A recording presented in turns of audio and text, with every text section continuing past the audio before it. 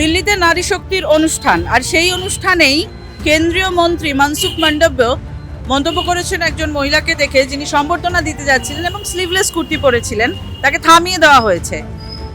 বিষয়টা কিভাবে দেখছেন রাজ্যের মহিলারা? এবং বিজেপি যখন নারী সুরক্ষার কথা বলে, নারী সম্মানের কথা বলে এবং নারী শক্তির আরাধনারই যে অনুষ্ঠান, সেখানে এরকম একটা ঘটনা ঘটেছে, এটা নিয়ে রাজ্যের মহিলাদের কি বক্তব্য এই ভোটের বাজারে? চলুন ঘুরে দেখি। দিদি, আপনি এ রাজ্যের বাসিন্দা, রাজ্য সরকার মহিলাদের নিয়ে কিছু মন্তব্য করে, আবার যেহেতু ভোটের বাজার, বিজেপি সরকারেরও বেশ কিছু মন্তব্য রয়েছে নারী শক্তি নিয়ে, নারী সম্মান নিয়ে। আপনার কি মতামত এই দুটো দলের ক্ষেত্রে? দেখুন, আমরা তো রাজ্যে দিদির অধীনে ভালোই আছি। বিজেপি সরকার সম্পর্কে আর আপনাকে কি বলবো? মণিপুর কি ভুলে গেছেন আপনি? আর দেখুন না, আগের দিনই তো দিল্লিতে একজন স্লিপলেস পড়েছে দেখে তার থেকে সম্বর্ধনা উনি নিলেন না। কারো জামা কাপড় দিয়ে কি কাউকে বিচার করা যায়? আমরা তো শুনেছি নাকি মানে সবসময় আমার খাওয়ার দাওয়ার, আমার পোশাক আশাক সবসময় আমার নিজের ইচ্ছায় আমি করতে পারি। যেই সরকার আসার আগেই এত মানে স্বাধীনতার ওপরে হস্তক্ষেপ করছে, যে নিয়ম বেড়ে দিচ্ছে, মাছ খাওয়া যাবে না, মেয়েদের এই কিছু পরা যাবে না, ছেঁড়া জিন্স পরা যাবে না, আপনি কে? আপনি বলার কে? আমরা নিজেরা নিজেদের অধিকার মতো চলতেই পারি, আমাদের নিজস্ব স্বাধীনতা থাকবে। কোনোদিনও তো এই রাজ্যের মুখ্যমন্ত্রী তো কোনোদিনও বলেননি, মাননীয় তো কোনোদিনও এই কথা বলেননি। ওনারা কেন বলছেন? তো আমি তো মানে আমার রাজ্যে আমি দিদির কাছে প্রচুর সেফ। আমার মনে হয় কোনো স্বাধীনতার হস্তক্ষেপ নেই কখনো কোনো দিনও। তো আমি তো কারো মানে দিদির, আপনি কি শুনেছেন কখনো এরকম কোনো কিছু বলেছেন উনি?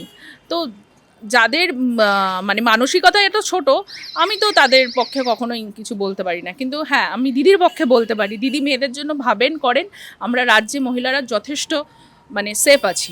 হ্যাঁ, এটা নিয়ে আমার একটাই কথা বলার আছে যে এগুলো বিজেপি শাসিত রাজ্যে এগুলো দেখা যায়, যেমন দিল্লি বা উত্তরপ্রদেশে এগুলো দেখতে পাবেন যে ওখানে মহিলারা ফাটা জিন্স বা স্লিভলেস জামা পরে বাইরে বেরোলে তাদের স্বাধীনতা নেই, সুরক্ষিত নেই তারা। কিন্তু বাংলাতে এই ধরনের কোনো ঘটনা আজ পর্যন্ত আমরা তেমন চোখে দেখিনি। আমরা সব কিছুই জামা কাপড় পোশাক পরে বাইরে বেরোতে পারি, আমরা সুরক্ষিত। আমি একটা খবরের কাগজে পড়েছি এরকম যে একটা কলেজে কেন্দ্রীয় মন্ত্রী একটা স্লিভলেস জামা পরে একটা মেয়ে সম্বর্ধনা দিতে গেছিল, তাকে আটকে দেওয়া হয়েছে।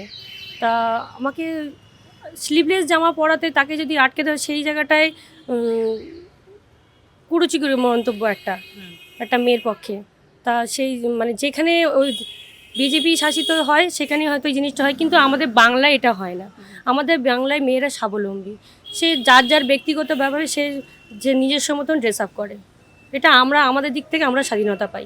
দিদি, আপনি এই রাজ্যের মহিলা, রাজ্য সরকার মহিলাদের নিয়ে কিছু প্রতিশ্রুতি দেয়, আবার বিজেপি সরকারও কিছু প্রতিশ্রুতির কথা বলছে। আপনার কোনটাকে মনে হয় বেশি বিশ্বাসযোগ্য? মণিপুরের ঘটনাও কিছু আমরা দেখেছি এবং দিল্লিতেও দেখছি যে স্লিভলেস ড্রেস পরলে বা ফাটা জিন্স টিন্স পরলে সেই সব নিয়ে অনেক কথাবার্তা বিজেপি সরকার বলছে। কিন্তু আমাদের রাজ্যে আমরা যে মহিলারা স্বাধীনভাবেই বসবাস করছি এবং জামা কাপড় নিয়ে এখানে কোনো প্রশ্নই নেই। আমাদের দেশে যে মমতা ব্যানার্জি, তিনি বলছেন যেমন খুশি মেয়েরা থাকতেই পারে, তার যে যার যার মানসিকতা শেষে, এখানে আমরা স্বাধীনভাবেই থাকি এবং যেমন খুশি জামা কাপড় পরি।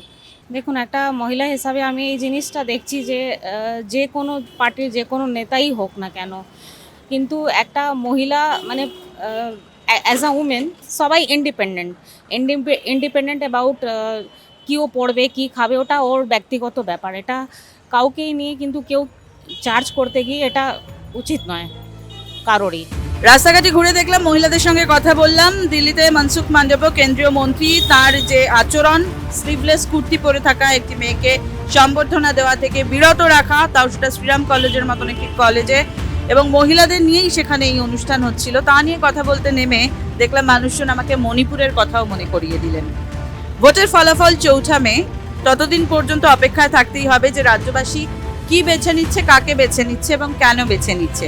তার আগে রাজ্যের কিছু মহিলার সঙ্গে কথা বলে তাদের ভাবনা আপনাদের সামনে তুলে ধরলাম। আমি মধুরিমা ছিলাম আপনাদের সঙ্গে, আপনারা দেখছিলেন দৃষ্টিভঙ্গি। আমার সঙ্গে ক্যামেরায় রবিউল ইসলাম।